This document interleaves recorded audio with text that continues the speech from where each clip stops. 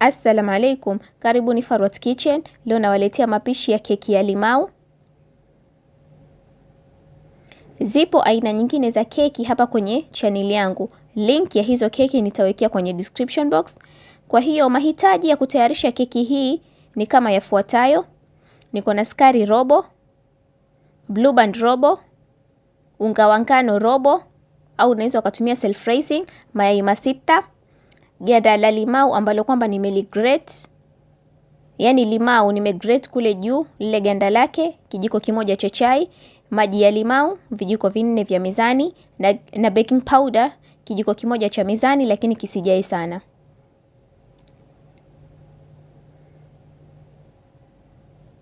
Kwa hiyo nitaanza kwa kutayarisha sufuria yangu ya kubekia. Kwa hiyo hapo chini nimeweka ile karatasi ya kubekia, lakini unaweza ukatumia karatasi nyingine. Alafu nikapaka blue band kwa chini na pembezoni ili keki isishike na iwe rahisi kuitoa wakati imeiva. Kwa hiyo tuanze matayarisho ya keki yetu. Kwenye blender nitaweka blue band, na blue band ni vizuri kutumia ya kupima. Ni bora zaidi ukipata blue band ya kupima. Alafu nitaweka na sukari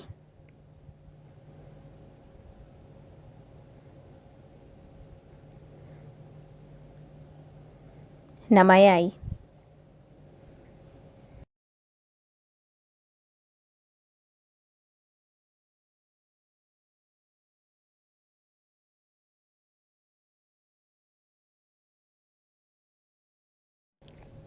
Kisha nitafunika ni blend. Unaweza ukablend kwa takriban dakika 10.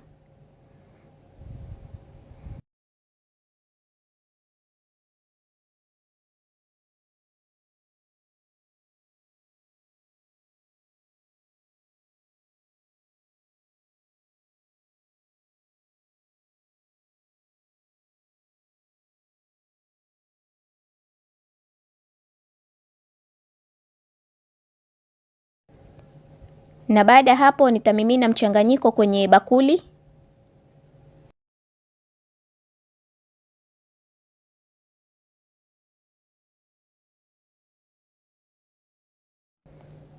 Kisha nitaweka unga na baking powder kwenye kichujo, alafu nichekeche.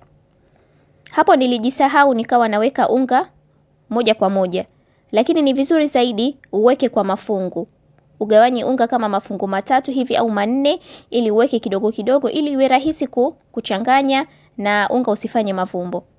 Kwa hiyo hapo nitahakikisha nachanganya vizuri kwa sababu nimeweka unga mwingi. Kwa hiyo nitachanganya vizuri, na baada hapo nitaweka ule unga uliobakia. Na umuhimu wa kuchekesha unga, inasaidia kuhakikisha kuwa vile vidonge vya unga haviingii. Kwa hiyo vinabaki juu vile vidonge. Kwa hiyo nitachanganya vizuri, kisha nitaweka ganda la limau na maji ya limau. Kwa hiyo maji ya limau hapo nimeweka vijiko 3, lakini unaweza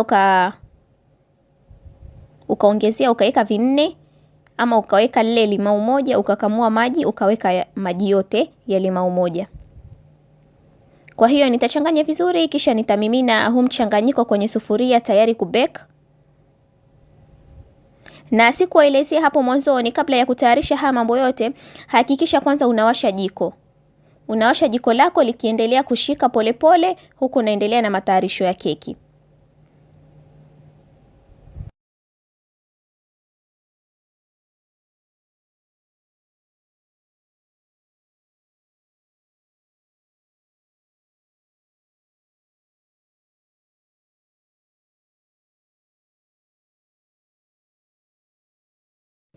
Kwa hiyo hapo makaa yetu yako tayari. Kwa hiyo nitaufinika ule mchanganyiko, alafu niweke makaa juu. Na hakikisha kama kitasa chako ni chembamba sana, huweki makaa mingi sana keki ikaungua. Alafu chini nitawacha makaa kidogo sana kama hivyo.